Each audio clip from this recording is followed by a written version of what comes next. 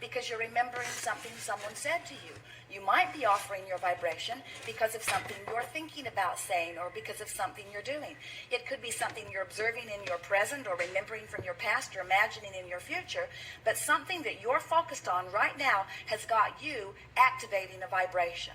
And now your guidance system is responding to this always active vibration, which you are continually amending, but which is backed up with the energy of source, with the energy that creates worlds. In other words, who you really are is pulsing powerfully within you, whether you are conscious of it or not.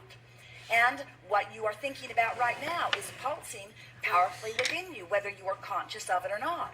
So what we are suggesting is, since all of this vibrational stuff is happening, there is an emotional response that's giving you the reading of that, and the closer your right now in the moment thoughts are to who you really are and what you really want, then the better you feel. And the further those thoughts are vibrationally, then the worse you feel.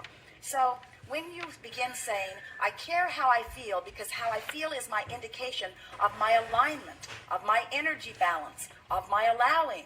There's allowing and resisting. Allowing and resisting what? Of the source who is in agreement with all that I have personally concluded as I've moved through the contrast that I prefer or desire to live in this physical life experience. It really doesn't matter what thoughts you've been thinking or even what thoughts you might think today. The thing that really matters is your awareness of your emotional guidance system and your awareness of if I'm walking toward, through my conversation, through my contemplation, through my musing, if I'm walking toward vibrationally something that matches who I am, then every step in that direction feels like an improvement. In other words, every step you take toward vibrational alignment with who you are feels like the release of resistance. So it's relief, relief, relief, relief, or better and better and better and better feeling. So in those moments when you are in alignment and you're feeling good, is there all those things like the problem I just mentioned I have, are they being corrected? They are. That 99.99% being done without Precisely. manifesting? That's what we were saying yesterday when we were talking about Jerry and Esther traveling from Phoenix to San Diego. And the majority of that 400 miles, they're not in San Diego where they want to be. But they are happily moving in the direction of that, knowing that the manifestation will be there. And we want you to think in terms that when you are happily moving along, you are moving in the direction of what you are wanting, and the manifestation will be there. But here's the thing that we really want you to hear, and this is the making peace with where I am part. If you are happily moving along to where you are, then you're not at the same time noticing that you're not where you want to be. What I'm thinking and what I'm feeling. What I'm thinking and therefore what I'm feeling in response to what I'm thinking. And what manifests is always a vibrational match. But once it manifests, then it's more difficult to clean your vibration up about it because now you've got the sinus draining that's hard to get your attention off of. So it's much easier to guide your vibration before it manifests, but it does not matter if it manifests. You could have every deadly disease known to man in your body right now, and we could promise you that if you could guide your thoughts toward better and better feeling things, you would move away from the resistance, which is the disallowing factor of the wellness. So we don't have to identify any thought that triggered the illness, whatever. You don't have to get back to the basis of it, but what will begin to happen as you decide to be consciously aware of the way you feel, and as it matters to you that you feel good, and you begin to contour your thoughts one at a time, what begins to happen is the not good feeling thoughts become less and less pleasant and more acknowledged, and you become less and less tolerant of them. You're not as picky as we want you to be. We want you to care that you feel good and to guide your thoughts in order to feel good, where the tendency is to want to change the conditions so that I can feel good, and you can't do that. There are too many conditions that keep moving around on you.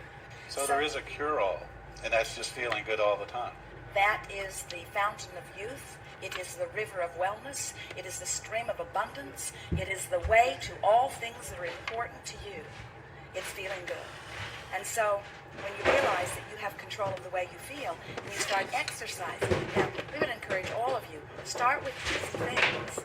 Don't take the thing that's been plaguing you most and decide that that will be the thing you clean your vibration up about. but decide that you want to feel good and then be aware of how you are feeling. So you are on the brink of manifestation of many things wanted and maybe many things not wanted.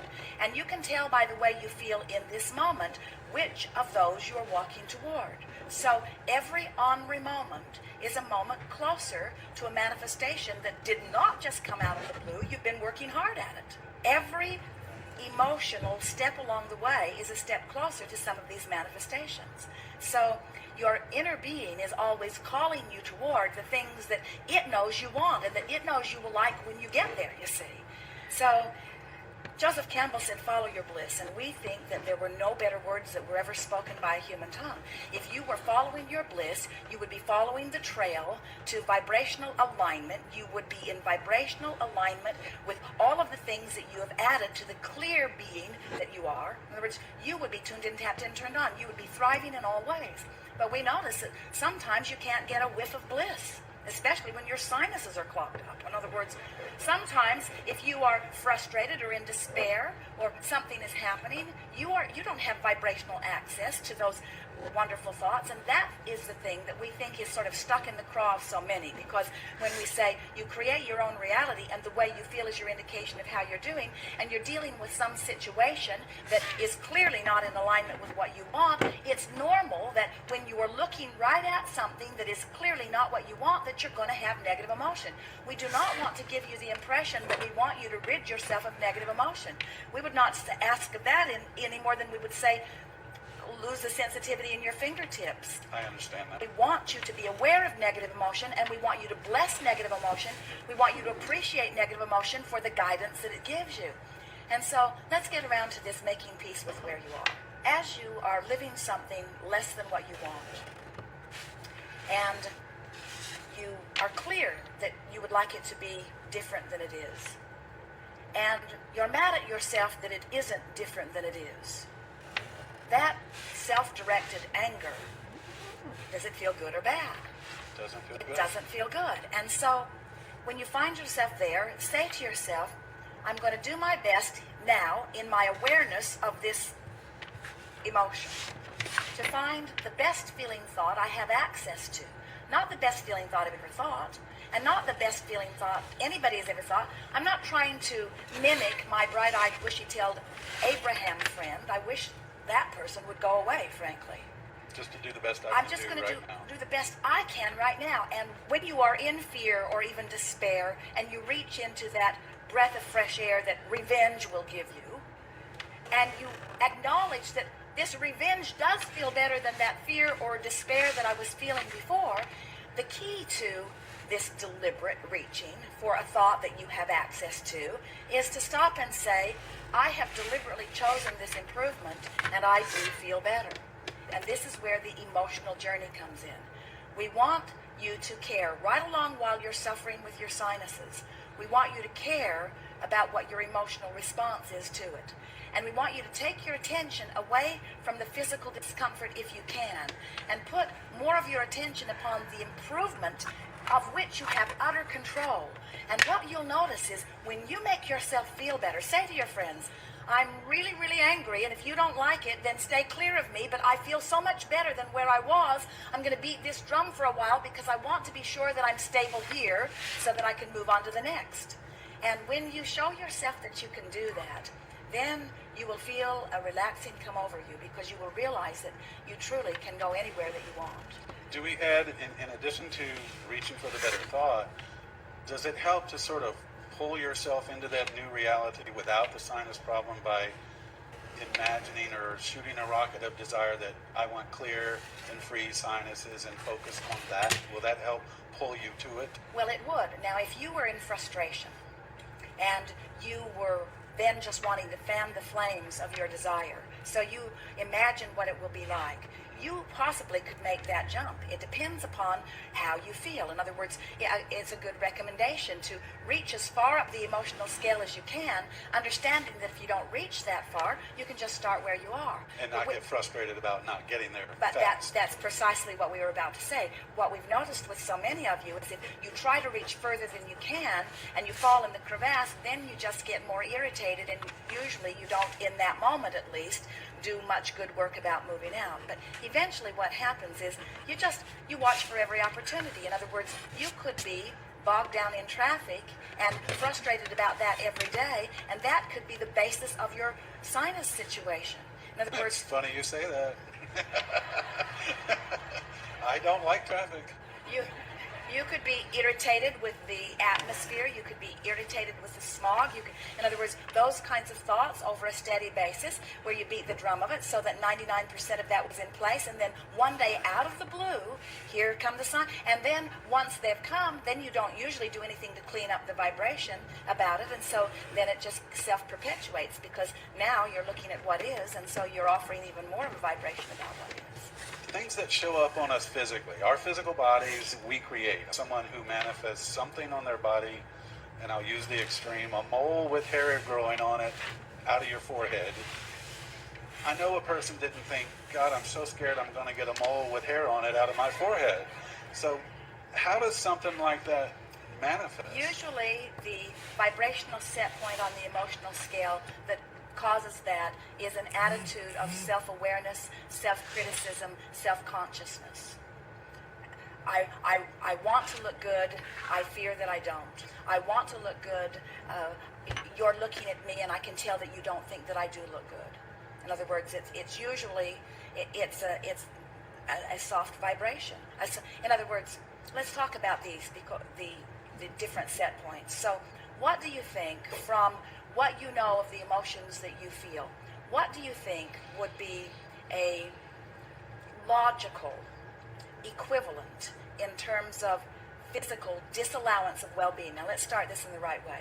Well-being is flowing, and unless you're doing that thing that you do that doesn't allow it to flow, you will be thriving in this attitude of well-being, which means you'll be vital and alive, you'll be good feeling, you'll be flexible, you'll feel good. Because all of you are wanting that well-being. In other words, that is a given. We'll talk about that in a little bit, about those who come forth that are born differently. That's a different thing altogether. But when you come forth and your body is the way you have intended it to be, and then it begins migrating toward unwanted things, it is because of a sustained vibrational pattern that you're offering.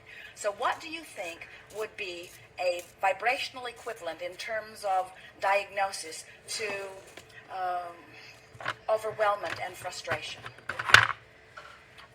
Things like headaches, things like physical discomfort, muscle aches, maybe even cramping in your feet, that sort of thing.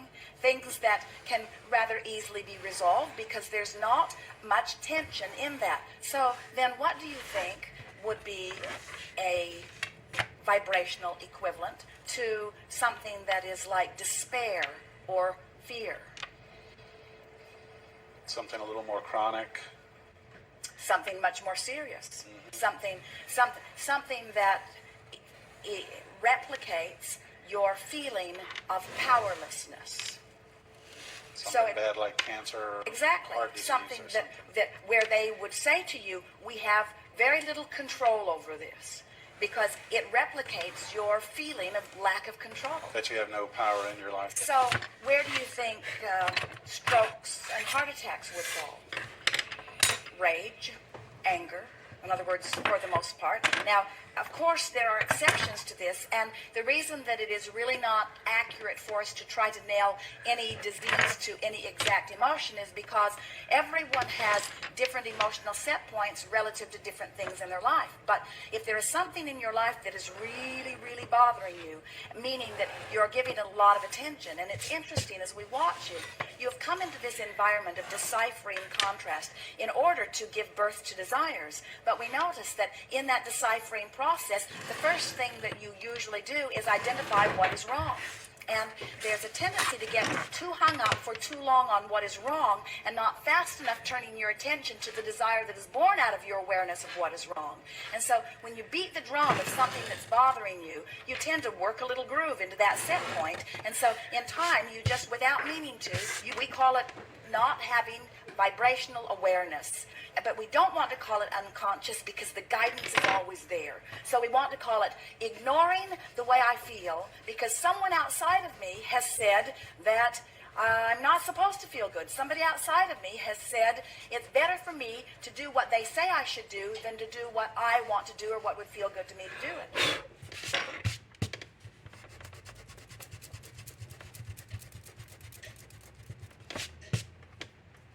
So even though there's a vortex that is summoning to you all of the people, all of the circumstances, all of the thoughts, all of the ideas, all of the wonderful ingredients that will make for the most magnificent creations, even though all of it is there and it's all dominant for you, when you are thinking a thought in this red hot minute, what's active in your mind is active enough in your vibration that it becomes part of the mix and it confuses your point of attraction. In other words, if you want to be well and have wanted it for a while, and you've got a vortex spinning, and you do, and wellness and ideas about wellness and circumstances about wellness are being drawn to you, but you're watching television programs that are talking about all of the things that could go wrong with your body, so all of that is active within your vibration too, you can't hold the vibration of wellness and the vibration of illness at the same time. You're short-circuiting, and that's the thing that we want to lay out for you. We want you to begin to see that these thoughts are connected